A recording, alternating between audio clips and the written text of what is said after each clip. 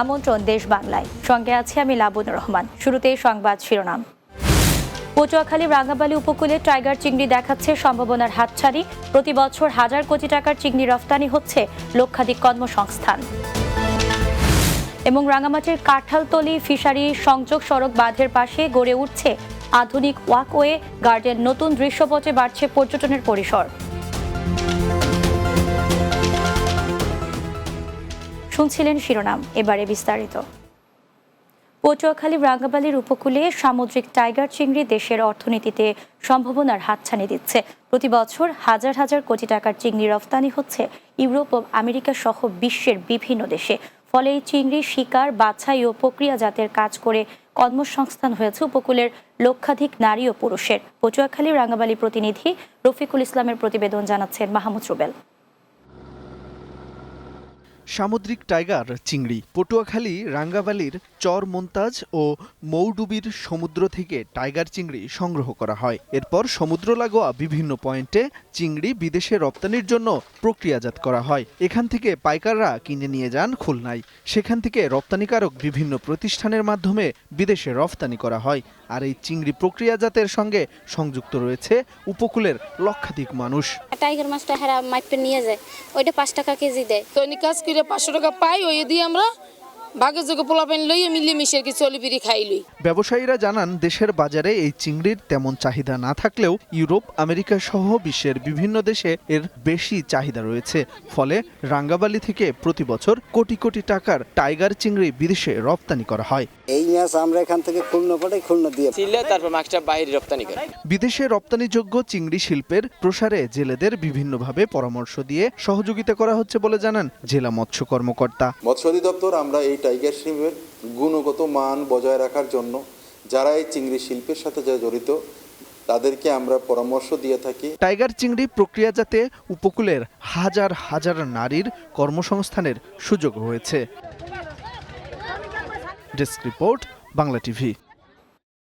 মাদারীপুরের শিবচরে বাংলাদেশ জাতীয়তাবাদী তাঁতি দলের কর্মী সভা অনুষ্ঠিত হয়েছে। শিবচর প্রেস ক্লাব চত্বরে মাদারীপুর জেলা ও শিবচর উপজেলা তাঁতি দলের আয়োজনে এ কর্মী সভা অনুষ্ঠিত হয়। এতে প্রধান অতিথি ছিলেন বাংলাদেশ তাঁতি দল কেন্দ্রীয় কমিটির আহ্বায়ক আবুল কালাম আজাদ। এর আগে বিএনপির ভারপ্রাপ্ত চেয়ারম্যান তারেক রহমানের নির্দেশে পাঁচচর উচ্চ বিদ্যালয় মাঠে বৃক্ষরোপণ করেন তাঁতি দল কেন্দ্রীয় নেতৃবৃন্দরা। এ সময় ছাত্রদলের কেন্দ্রীয় কমিটির সাবেক সহ সভাপতি হান্নান মিয়া, বাংলাদেশ তাঁতি দলের যুগ্ম আহ্বায়ক মোহাম্মদ সিদ্দিক, বাংলাদেশ স্বেচ্ছাসেবক দলের সাবেক সাংগঠনিক সম্পাদক খোরশেদ আলম সহ অন্যান্যরা উপস্থিত ছিলেন। জয়পুরহাট সদর উপজেলার সগুনাচড়া দক্ষিণ দিওর গ্রামে পুকুরের পানিতে ডুবে 2 শিশুর মৃত্যু হয়েছে। নিহতরা হলেন জয়পুরহাট সদর উপজেলার সগুনাচড়া দক্ষিণ দিওর গ্রামের হানু রশিদ হারুজের ছেলে আবির হোসেন ও একই গ্রামের হাবিবের মেয়ে হুমায়রা আক্তার। স্থানীয় ও পরিবার জানায়, নিহত 2 শিশু গ্রামের একটি পুকুর পাড়ে খেলা করছিল। এক পর্যায়ে সবার অজান্তে পুকুরের পানিতে ডুবে যায় তারা। এ সময় স্থানীয়রা পুকুর থেকে তাদের উদ্ধার করে জয়পুরহাট জেনারেল হাসপাতালে নিয়ে গেলে চিকিৎসক তাদেরকে মৃত ঘোষণা করেন। রাঙ্গামাটির কাঁঠালতলী ফিশারি সংযোগ সড়ক বাঁধের পাশে গড়ে উঠছে আধুনিক ওয়াকওয়ে এবং গার্ডেন। 90 লক্ষ টাকা ব্যয়ে সড়ক ও জনপদ বিভাগের এই প্রকল্পের কাজ এখন প্রায় শেষ পর্যায়ে। পর্যটন শহর রাঙ্গামাটির দৃশ্যপট বদলে দিচ্ছে কাঁঠালতলী ফিশারি সংযোগ সড়ক বাঁধ। রাঙ্গামাটি প্রতিনিধি মোহাম্মদ সরওয়ার্দী সাব্বিরের প্রতিবেদন, জানাচ্ছেন অর্ণব নাসির। রাঙ্গামাটি শহরবাসীর মাঝে ইতোমধ্যেই জনপ্রিয় হয়ে উঠেছে কাঁঠালতলী ফিশারি সংযোগ সড়ক বাঁধ। এই সড়কে সৌন্দর্য বর্ধনের কাজে জেগে উঠেছে নতুন পর্যটনের স্বপ্ন। শহরবাসীর অবসরেও কাঁঠালতলী এখন নতুন ঠিকানা। সংযোগ সড়ক বাঁধের পাশেই সৌন্দর্য দেখতে বন্ধুবান্ধব, পরিবার পরিজন নিয়ে ঘুরতে আসছেন অনেকেই। কাপ্তাই হ্রদের ভাঙন ঠেকাতে বাস্তবায়িত 10 কোটি টাকার নদী ভাঙন প্রতিরোধ প্রকল্পের পর সড়কের পাশে যে বিশাল খালি জায়গা তৈরি হয়েছিল তা যেন অবৈধ দখলের শিকার না হয়, সেজন্য সেখানে সড়ক ও জনপদ বিভাগ তাদের নিজস্ব ফান্ড থেকে 90 লাখ টাকা ব্যয়ে এই সৌন্দর্য বর্ধনের উদ্যোগ নেয়।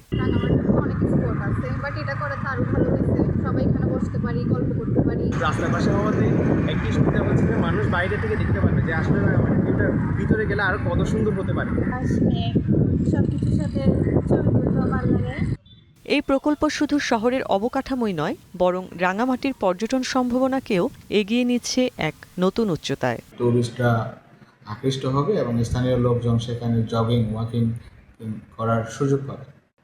তো এই উদ্যোগের ফলে রাঙামাটির অর্থনীতিতে একটা আমূল পরিবর্তন আসবে বলে আমার বিশ্বাস। News desk, Bangla TV. দেশ বাংলায় নিচ্ছি বিরতি, ফিরে অন্যান্য সংবাদের সাথে আরও যা থাকছে। দেশের বিভিন্ন জেলায় বৃক্ষরোপণ অভিযান ও বৃক্ষ মেলা, পরিবেশের ভারসাম্য রক্ষায় সবাইকে গাছ লাগানোর আহ্বান।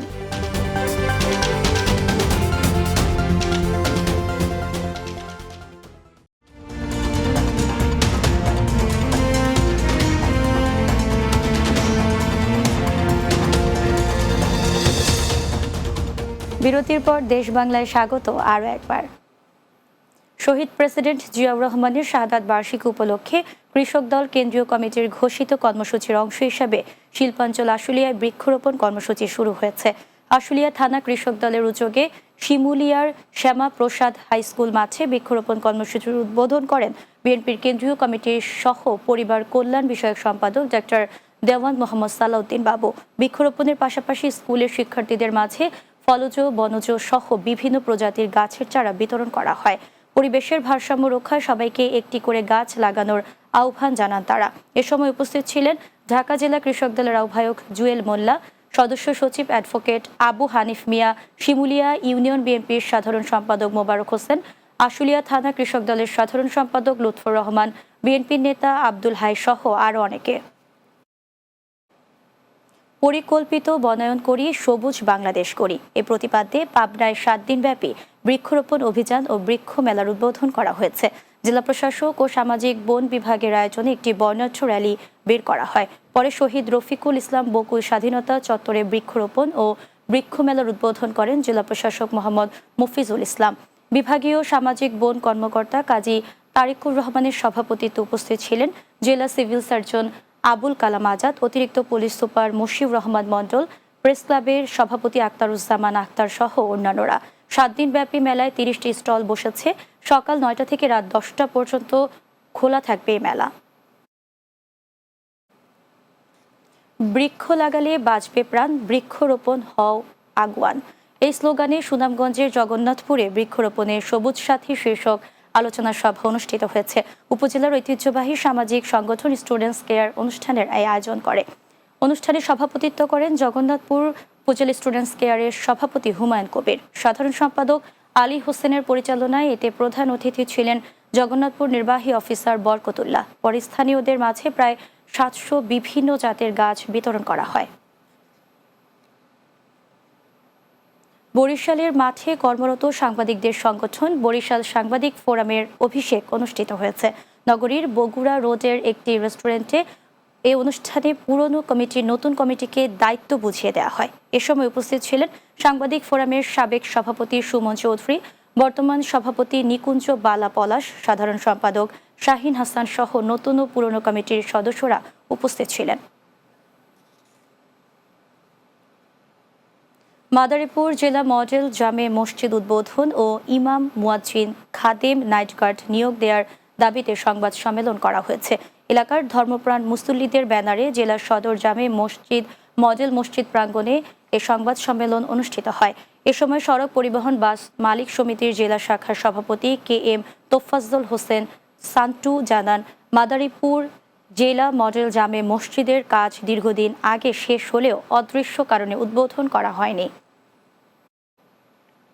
গাজীপুর মহানগরীর কোনাবাড়িতে একটি কাঁচা বাজারে অগ্নিকাণ্ডের ঘটনা ঘটেছে। এতে 16টি দোকান ও মালামাল সম্পূর্ণ পুড়ে গেছে। সোমবার ভোরে এই অগ্নিকাণ্ডের ঘটনা ঘটে। Konabari fire station officer Saiful Islam বলেন, সোমবার ভোরে কোনাবাড়ি এলাকায় কাঁচা বাজারে আগুন লাগে। মুহূর্তেই আগুন চারপাশে ছড়িয়ে পড়ে। খবর পেয়ে ফায়ার সার্ভিসের 4টি ইউনিটের প্রায় 3 ঘন্টার চেষ্টায় আগুন নিয়ন্ত্রণে আসে। তবে বৈদ্যুতিক শর্ট সার্কিট থেকে আগুনের সূত্রপাত হয়েছে বলে প্রাথমিকভাবে ধারণা করা হচ্ছে। শেষ করছি দেশ বাংলা। যাওয়ার আগে সংবাদ শিরোনামগুলো জানিয়ে দিচ্ছি আরও একবার। পটুয়াখালী রাঙ্গাবালী উপকূলে টাইগার চিংড়ি দেখাচ্ছে সম্ভাবনার হাতছানি। প্রতি বছর হাজার কোটি টাকার চিংড়ি রপ্তানি হচ্ছে, লক্ষাধিক কর্মসংস্থান। রাঙ্গামাটির কাঁঠালতলী ফিশারি সংযোগ সড়ক বাঁধের পাশে গড়ে উঠছে আধুনিক ওয়াকওয়ে গার্ডেন, নতুন দৃশ্যপটে বাড়ছে পর্যটনের পরিসর। এবং দেশের বিভিন্ন জেলায় বৃক্ষরোপণ অভিযান ও বৃক্ষমেলা, পরিবেশের ভারসাম্য রক্ষায় সবাইকে গাছ লাগানোর আহ্বান।